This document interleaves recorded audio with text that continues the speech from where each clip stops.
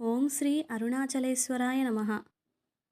గ్రంథం పేరు కపాలమోక్షం. ఒక ఆత్మయోగి ఆత్మకథ. గ్రంథ రచయిత పరమహంస. అధ్యాయం 5. నాగుపాముల అర్చన.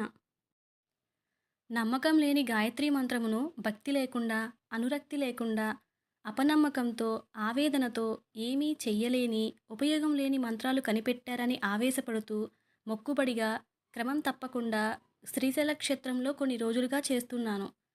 నాకు కలిగిన వయోవృత్తుల అనుభవం గురించి ఆలోచిస్తున్నాను. ఎవరికీ చెప్పుకోలేను, ఎవరికీ చెప్పకుండా ఉండలేను. ఒక పక్క భయంతో కూడిన అవమాన సంఘటన అది. మరో పక్క లోకానికి తెలియని ఏదో శక్తి ఉందని అనుమానం. ఏదో జరుగుతోంది.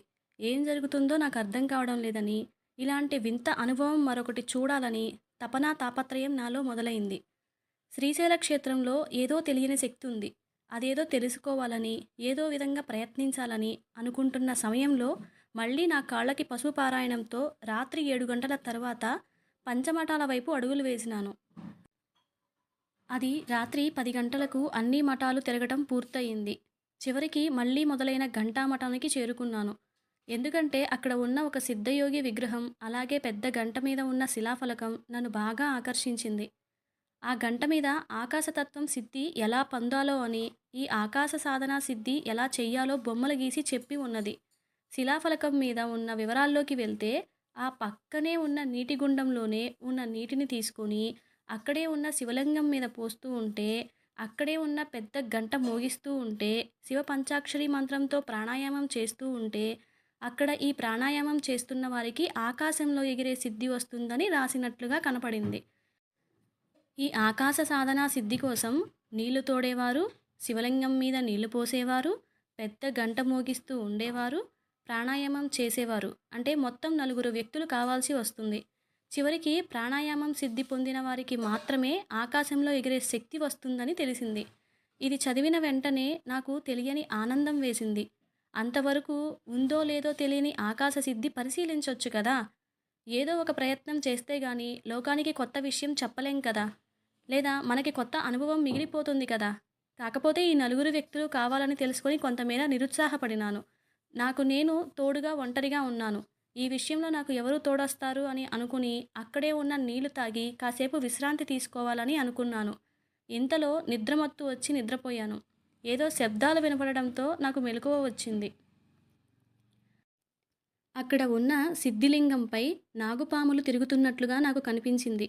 కప్పలు, ఎలకలు ఆహారం కోసం పాడుపడిన దేవాలయానికి వచ్చి ఉంటాయని, కదలకుండా, మెదలకుండా మౌనంగా నిద్రపోతున్నట్లు నటిస్తూ, అవి నన్ను ఎక్కడ కాటు వేస్తాయో అని భయంతో నేత్రాలతో ఓరకంట వాటిని చూస్తూ ఉండగానే అక్కడ ఉన్న సమాధిలో నుండి ఏదో తెలియని జ్యోతి ఈ సిద్ధలింగంలోకి వెళ్ళటం, ఆనందంతో ఈ పాములు ఈ లింగం చుట్టూ నాట్యమాడుతూ, వాటి పడగలు విప్పి తలలు ఊపుతూ, నాదస్వరం వింటే ఎలా ప్రవర్తిస్తాయో అలా ప్రవర్తిస్తున్నాయి.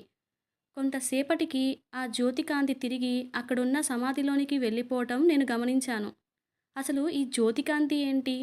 సమాధి నుంచి బయటకు రావటం ఏంటి? ఈ సిద్ధిలింగంలోకి వెళ్ళి తిరిగి రావటం ఏంటి? గాయత్రి మంత్రం బాగా చేయటం వల్ల నాకు పిచ్చి కానీ ఎక్కలేదు కదా. ఒకవేళ మతి చెడినదా? పాములు అర్చన చేయడం ఏమిటి? ఈ జ్యోతి దర్శనం ఏమిటి? అసలు సమాధి నుంచి దీపజ్యోతి రావడం సంగతేంటి? వీటి గురించి ఎవరికీ చెప్పడానికి వీలులేని దృశ్యాలు కనపడుతున్నాయి.